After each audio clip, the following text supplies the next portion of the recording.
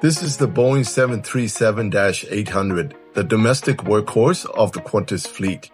Qantas has been hyping up on the arrival of its brand new A321XLR, which is set to replace these 737s over the coming years.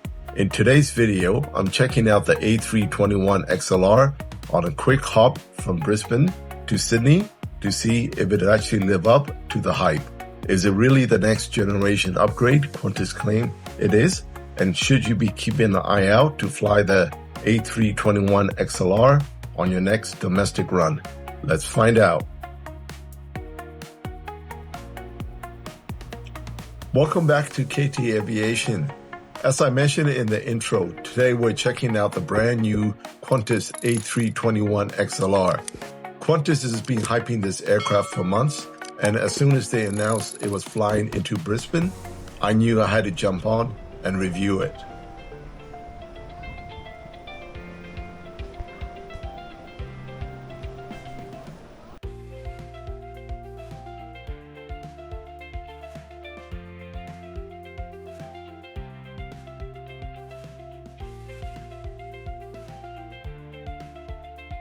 This is a 6 p.m. arrival, my very first sighting of the Qantas A321XLR, operating as QF544 from Sydney.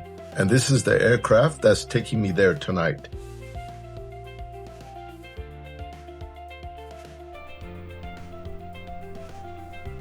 This aircraft, registered Victor Hotel, Oscar Golf Bravo, was only delivered in August 2025. So it's just a couple months old.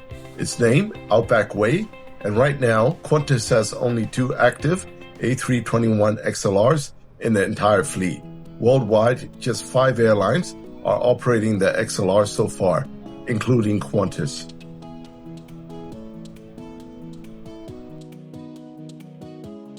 XLR stands for extra long range, and it certainly lives up to the name. This aircraft can fly up to 4,700 nautical miles, or about 8,700 kilometers, which is huge for a narrow-body jet.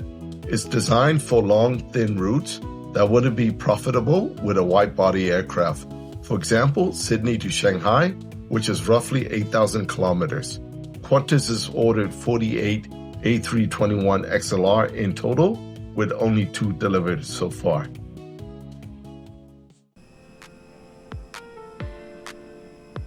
I'm so ready. Time to fly. First impression, the A321XLR instantly feels a lot roomier than the 737. With the aircraft being about 5 meters or 16 feet longer, Qantas has been able to fit more seats, 20 in business class and about 180 in economy, without compromising on legroom.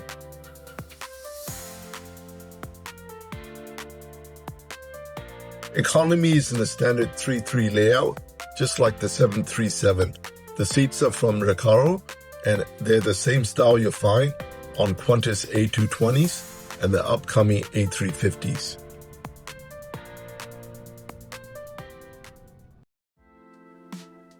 The seat pitch feels similar to the 737-800, with a width of 17.6 inches and a pitch of 30 inches. But the new seat layout with the reading materials moved to the top give your knees a bit more space underneath, and that actually makes it noticeably more comfortable. One thing Qantas keep boasting about on the A321XLR is the larger overhead bins compared to the 737. They're apparently 60% bigger and can fit up to 4 carry-on wheelie bags. But that only works if everyone places the bags on the side, not flat. Otherwise, you're not going to get anywhere near 4 in there. Tonight, we'd like to welcome you aboard the 555 to Sydney. We'd also like to welcome back our Qantas and Oneworld frequent flyers, along with our Qantas Business Rewards members. We'd like to apologise for the delay on... You should be familiar with the brace position appropriate to your seat. If you can reach the seat in front, brace by placing your forehead on the back of the seat. Hold your lower legs or put your hands on your...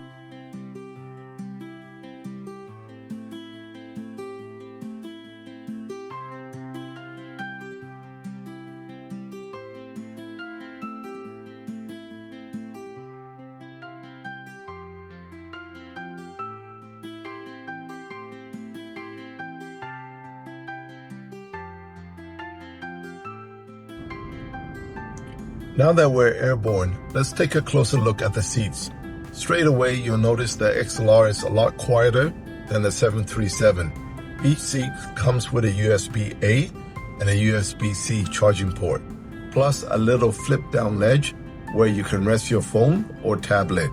Underneath that is the tray table and a small storage pouch for your personal items. Pretty standard features you'll find on most modern aircraft, nothing revolutionary, but still practical for a short flight.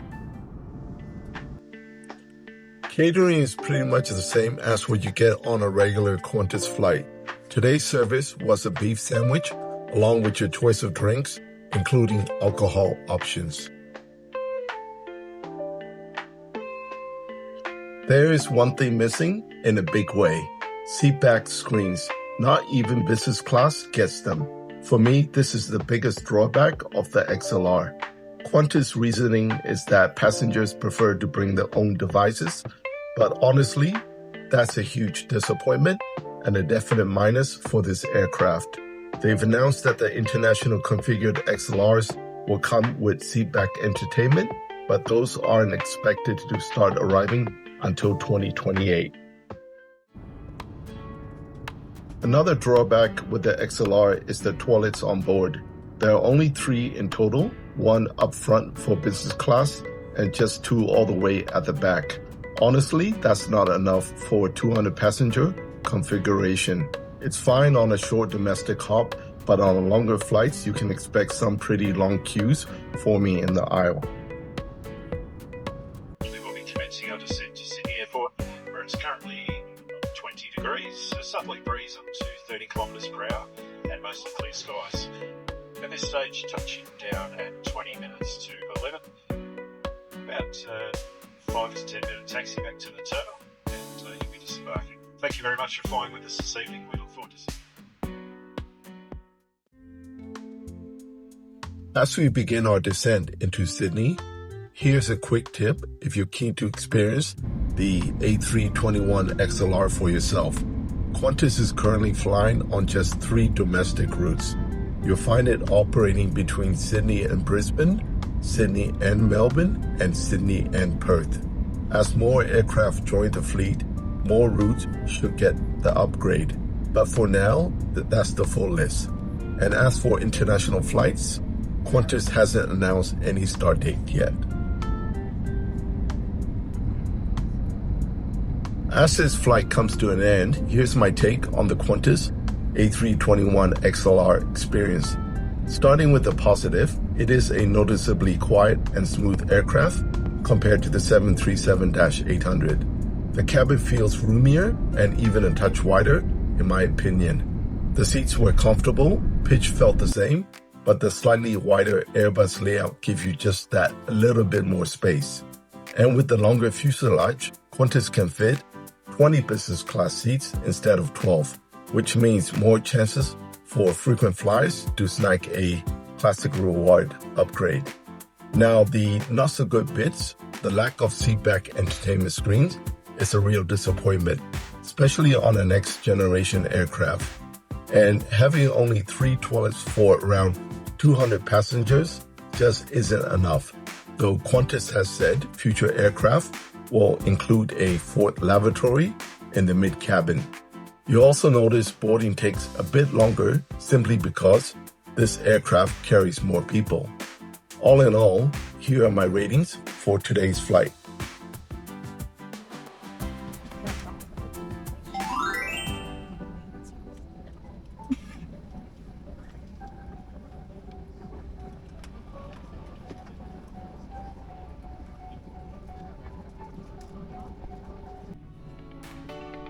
Thanks for watching, and until the next review.